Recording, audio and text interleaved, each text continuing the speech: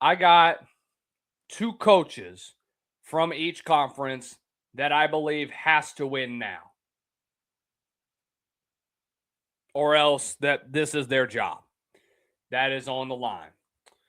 And so I want to start off, obviously, from the SEC, and I want to get us all started. Look, last year with the portal or with the coaching carousel that ensued, there was a lot of craziness that happened throughout that. There was a lot of chaos that ensued with a wild carousel that we got to see.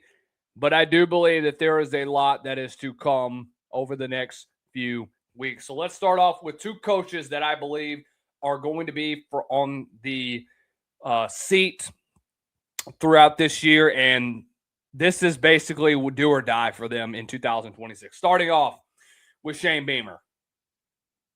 Guys, this has been an up and down tenure for South Carolina recently. And that's just putting it mildly. And I think that it is fair to say that when we talk about a guy like Shane, that as good of a personality he is, for as awesome as his story is, look, I watched the documentary. I love Shane Beamer. I think he brought back South Carolina football back to a state of being relevant again. But I think also you're in this situation where you're basically living in the stock market if you are South Carolina. Here's what I mean. At times during the season, you look amazing. Lenora Sellers looks like a Heisman Trophy contender at the end of 2024. Looks like things are going to be trending up. You have a great roster that returns, and then you have 2025 come around, and you fall flat on your face and finish 4-8. Your offense absolutely was abysmal, and you haven't had a decent coordinator come in quite some time. There has to be question marks surrounding Shane Beamer this year, partly because of the lack of recruitment that has been made and really the lack of effort that has gone on in the portal. You've had your diamonds in the rough before with guys like Kyle Kennard that have come through here, who wins the Bednarik Award in 2024. But you also have to take a look at what else has he done. Not really a whole lot of guys from the portal this past year in 2025 that really made a big impact. Not a whole lot, in my opinion. And 2026, I thought you dominated the portal. You get one of the best offensive tackles in Jacarius Pete. You got depth at the defensive line position, depth that you really need, because last year it was a problem for you. Both sides of the line of scrimmage, it was a problem for you. You dealt with injuries last year. You dealt with inexperience at that position. That's why you were so bad. Now, granted, you're going into 2026 with injury problems again. Josiah Thompson, who was expected to be your offensive tackle one. I have not been a big Josiah Thompson fan, especially after last year. I know there's a lot of fans that really like him. Guys, I don't think he's a good left tackle. But he is hurt. Jacarius Pete is hurt. What is the extent of their injury? We have yet to see. But I do believe that when we get to spring practice, when we really see what this team is made of, when we get a first look at them, we're going to know what the result is going to be on the field. You have to win 9 or 10 games this year. You have to show some signs of improvement this year. If you fall flat on your face just like you did last year, guys, Jeremiah Donati is going to have to make a big boy decision. He's going to have to make one in a few months when he goes and fires Paul Mainieri. He may have to do another one with Shane Beamer. The other coach that I think is going to be on the hot seat going in from the SEC, that's Jeff Lebby. Here's where I have had issues with Jeff Lebby. I think that after last year, with the him being in his first year and things just go terribly wrong.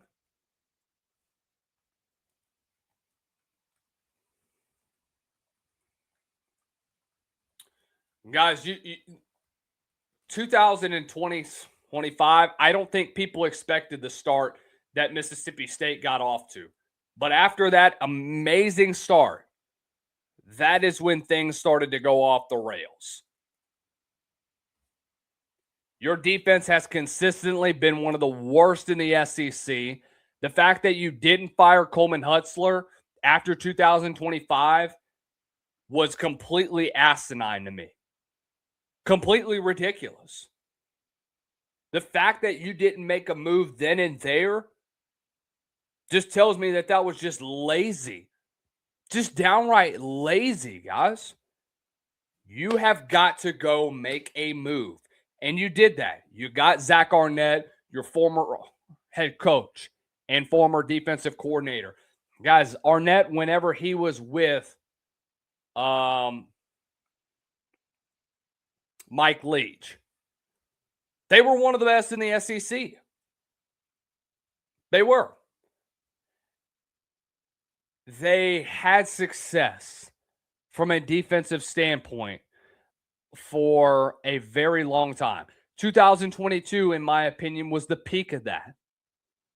And I thought that you had your moments where you dominated from a defensive standpoint. How does he revitalize that? That is a question that has to be answered. You cannot have late game collapses like you've had as of late. You can't. Because you are now entering a situation where it is win or go home if you're Mississippi State. Love Jeff Lebby. Love what he did from an offensive perspective. But there were times where he got stubborn and pretty much screwed. I wouldn't necessarily say screwed over, but there were times where Blake Shapen should not have been in the football game, where he should have been pulled at times, where I thought that he was not the guy during the course of the season. I thought that you should have gone to Kamario Taylor, and I think that you got a little careless at times, and that is what ultimately cost you. It's what ultimately cost you, man. So we can make this an issue when it comes to a defensive perspective. Jeff Lebby has a lot to blame on that because Coleman Hutzler was his hire, and the way that your offense has been, especially down the stretch of last year, the last 4 games were abysmal. And that's not even bringing back 3 of the 4 games that you lost. I would even say that I would even throw in the A&M game there because you really had that game where you could not, where your defense would get you turnovers, they would get you stops that you needed, and you would absolutely piss down your leg. You could not move the football against them. You went into, I believe you went to near the end of the 3rd quarter, and it was 7-3. You're there. You're on the brink of staying in this football game, and then they break it open with a huge throw to Mario Craver. That's what opened the floodgates for A&M to score on their last 4 possessions. You know what also sucked? Blowing a lead against Tennessee, you fumbled the bag away when you throw a pick 6. You fumbled the bag away when you blow a huge lead against Texas at home. You fumbled the bat, and then the last 4 weeks of the season, Georgia, at Missouri, Ole Miss, and then Wake Forest. Your offense was pitiful. Just downright pitiful. So you now have a lot of the questions that have to get answered. What does your offense look like in 2026 with Kamario Taylor as your starting quarterback now? You have an early test when you go on the road and play Minnesota, a Big Ten team that has a really, really, really good team. They have a really good defense, man. Had one of the better defenses in the Big Ten last year, even despite losing a guy like Corey Heatherman. Minnesota is going to consistently be one of the better defenses in all of the Big Ten. Nick Monroe is a really, really good player developmental guy and a great play caller on the defensive side of the ball. Let's get into the Big Ten right now. And the names that, in my opinion, pop up when it comes to hot seat in 2026. And many people are going to say I'm crazy. Well, not really. A whole lot of people would say I'm crazy. But I think obviously the one that pops up is Mike Locksley. If his seat is not as hot as all get out, then I don't know what is. You got lucky with 3 years of Talia Tagovailoa leading your offense. That is what ultimately saved your job. Now, what does 2026 look like for you? A defense that was really bad last year. You had underwhelming performances during the season.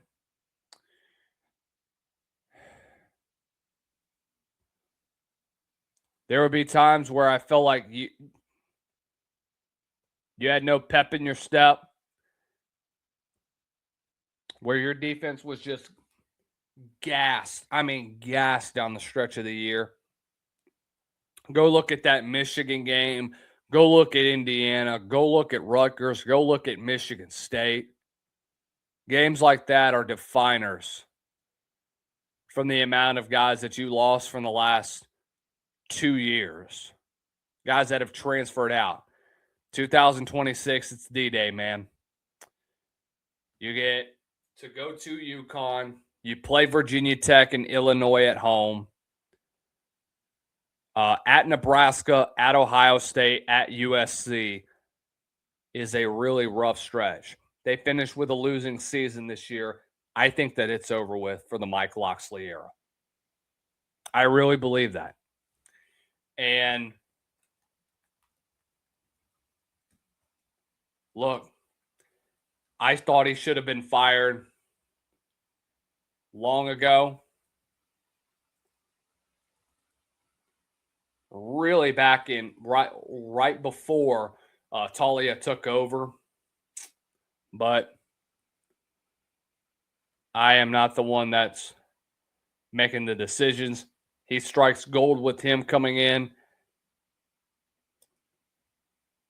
Then things like that happen.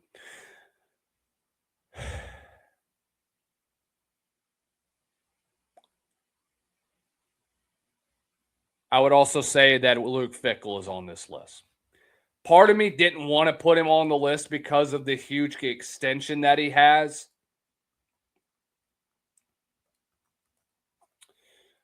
But another part of me also says that I think Wisconsin is willing to bite the bullet on this one and take a risk that they're more than willing to pay for. I think that would be the case with Michigan. Or with, with Wisconsin. Wisconsin's offense is ranked near the bottom of the Big Ten over the last 4 seasons that he's been at the helm. You haven't had an answer at quarterback. And guys that you have had have all transferred out. who is your answer at quarterback? That is going to be the question that Wisconsin fans have to be wondering. Is it going to benefit you at the end of the day? What does Colton Joseph bring? Got a lot of transfers coming in. By the way, shout out my boy, Jalen DiMaggio, who's a former Southeastern wide receiver who's now at Wisconsin. But there's a lot of question marks that surround him. And I thought that you got some underrated names, but is it going to be enough? Is Colton Joseph the guy that you've been looking for so long? A guy that has all the talent in the world.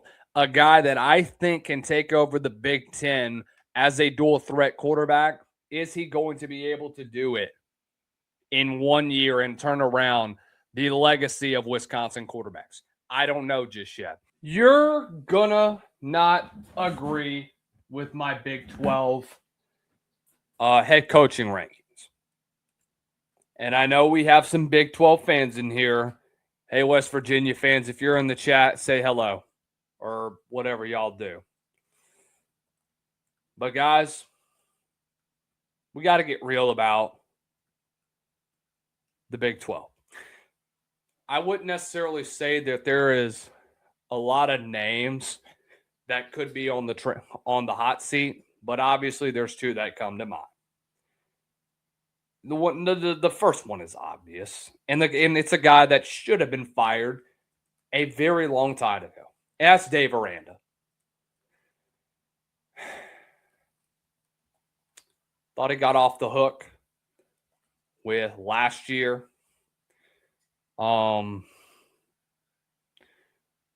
You have to make a lot of changes in 2026. You entered the last 3 weeks of the regular season just one win away from making a bowl game. You had to play Utah, you had to play Arizona, and at Houston. 3 teams that finished in the top 3, or really in the top 5 in the Big 12. And all 3 of which were, or at least 2 of the 3 finished with 10 wins. Arizona could have won 10 games at the end of the regular season. That doesn't matter at this point in time, because now Dave Aranda is entering what could potentially be his last year. And if you are a Baylor fan in this audience right now, you better be celebrating with all of your friends and family. Because, guys, this has gone on way too long. Administration has to step up. He was never the guy. He was a very, very good coordinator, but he just is not a good coach. It's the bottom line, man. It is nothing against Dave Aranda. It is nothing against what he has done, but the performance on the field speaks volumes to your coaching. This is on you. You're the reason, you're the ringleader of what has been a team that was consistently contending for championships, Big 12 championships, and New Year's Six championships. You have one good season with Dave Aranda, and that's it. That's it. We'll see.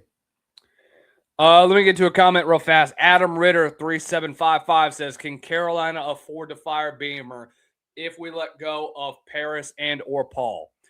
Yes, you can afford to fire Beamer. Yes.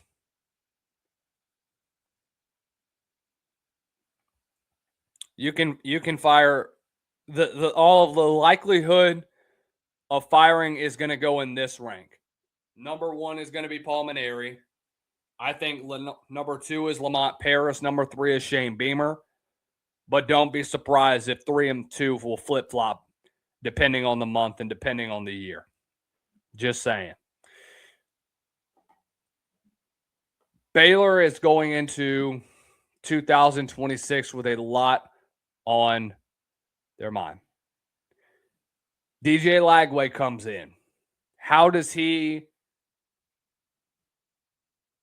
continue their offense? How do they evolve as a program at that quarterback position, having to counter off of what Sawyer Robertson left behind, a guy that is an all-time great at Baylor?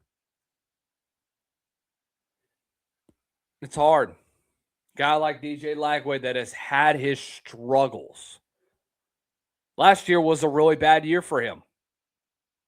Here was a guy that I thought, I'm sure many other people thought, okay, he's going to be a Heisman Trophy contender. He's one of the best young quarterbacks in the SEC.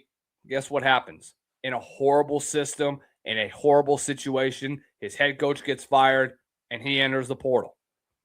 And we talked with David Soderkis of High Top Sports. By the way, if you want to go watch that State of the Program series, we got a lot of them in the YouTube. Make sure you subscribe before you go on over there. But he said he saw it coming. It was only a matter of time, though. I thought he wasn't once Buster Faulkner got into that offense. But something happened between then and when DJ Lagway announced that he was transferring that he didn't like about the offense. I think it was a bit too physically demanding for him. I think they wanted him to be more of an option Q. And that's not what DJ Lagway is. He's a dual threat guy and has a big arm. So I think it's a good fit for him to be in Jake Spavital's offense. Remember, Sawyer Robertson could run it a little bit himself too. When he got pressured, he could step up in the pocket and get himself out of trouble.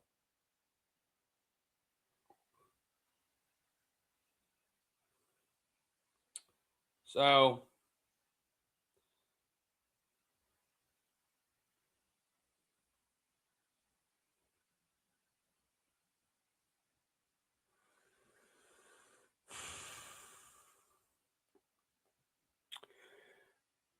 Dave Aranda has to win. The bottom line is that he has to be in the top 3 within the Big 12. He has to be contending for a 10-win season. Everything has to fall into place, but I don't think that it happens. Number 2, this is why I said that many of you are not going to like this. It's a Deion Sanders. Deion Sanders is in a very, very peculiar situation. And from what I hear, things have not gone great as of late. Big season for them. Apart from 2 years that you have been a part of that team, here is your record. When you compare 2 guys, when you compare Deion, his record in 3 years there, and you compare him to his year before predecessor, okay? When by the way, they signed him to a 5-year extension, but in my opinion, he should have never gotten the extension. I agree that he's using the portal to his advantage, but he's not the right guy. I don't. I don't believe that Deion is the right guy to be in that situation. His predecessor, Karl Dorrell. Let's compare the record. The only one between the two is that they both lost the Alamo Bowl. I get that. Karl Dorrell won 6 conference games in the Pac-12. Deion's won 9 in the Big 12. In my opinion, the Big 12 is a weaker conference compared to the old Pac-12, which had Oregon, which had USC, which had Washington. Okay. I mean, can we be real for a minute here? Just saying. That had Utah. Utah won it twice and went to the Rose Bowl twice.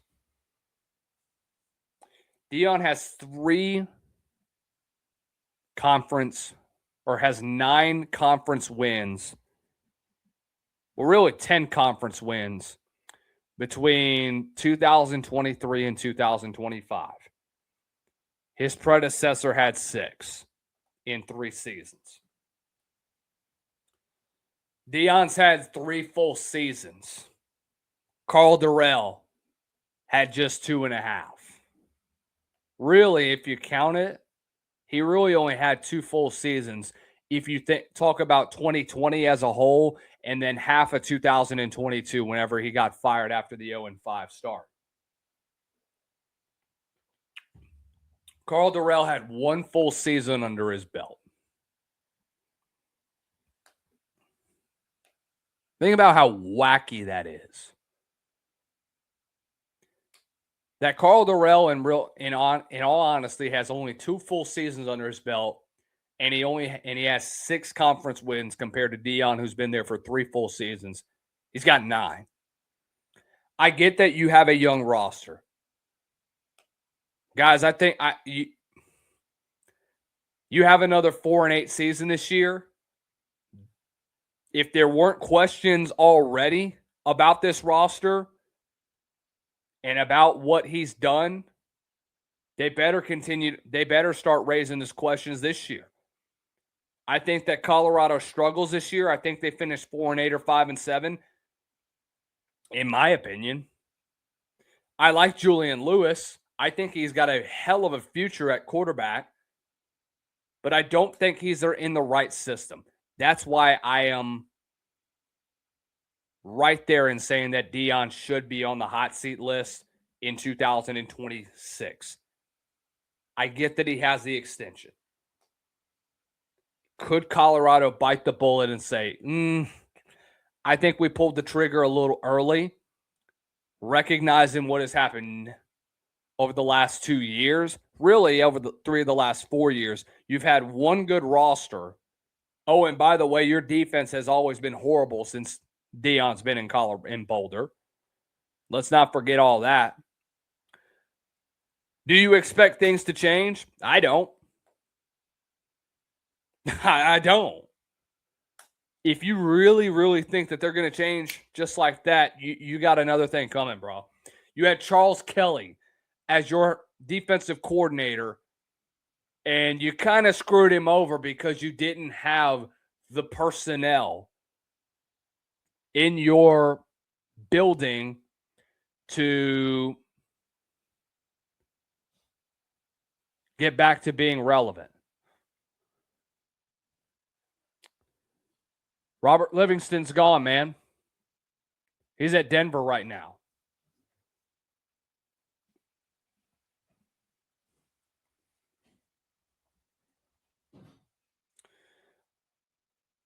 This has been weird. How does Chris Marve do as the new DC? He's a young guy. Was the DC last year of BT, and to be honest with you, I didn't really like what he had to do this past year. Wasn't my real favorite as a DC.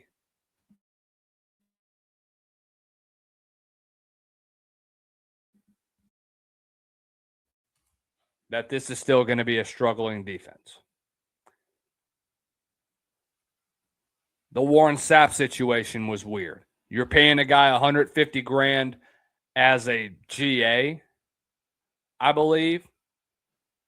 He might have been an interior. No, he was a pass rush coordinator. Seems a little weird, in my opinion, that he has this type of thing.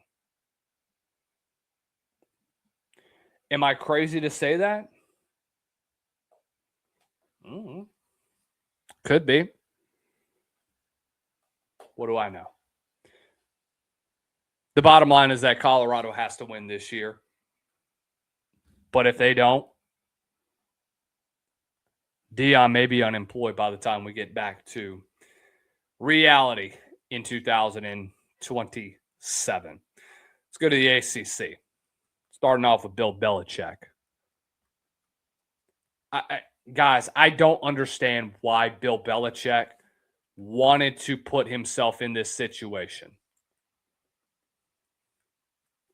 I don't get it. Why did he want to go back into coaching at the college level? That's my question.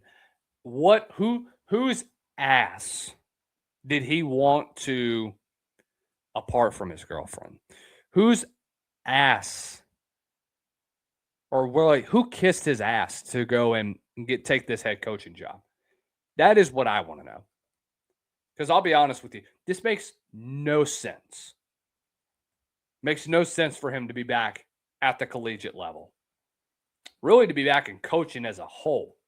But last year was obviously a struggle. They were a big talking point. I looked at this and said, this is so stupid. And people were expecting them.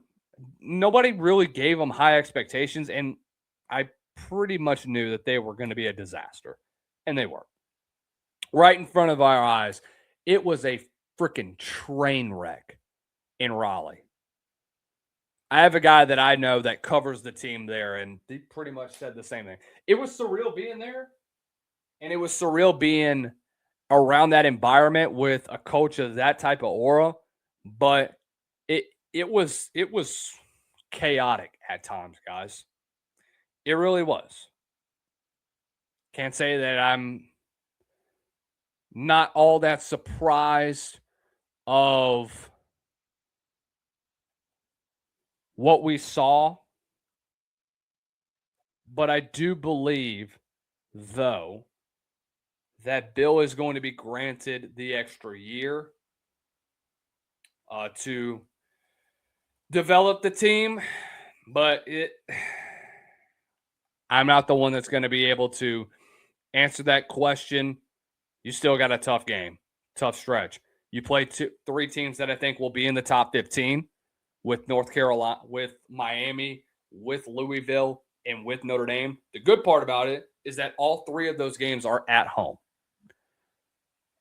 You make a bowl game, okay. See some signs of improvement, you'll stay around for another year. You have another year like you did last year, yeah, you're done, bro. There's no way that you're going to stick around if you go back-to-back with horrible seasons. And then Mike Norvell from Florida State. I think this should be very obvious for everyone because Mike Norvell is not a damn good coach. Outside of 2 seasons with Jordan Travis where you struck gold in the portal, you have won, I believe, 15 games in 3 other seasons. You have a great win last year against Alabama.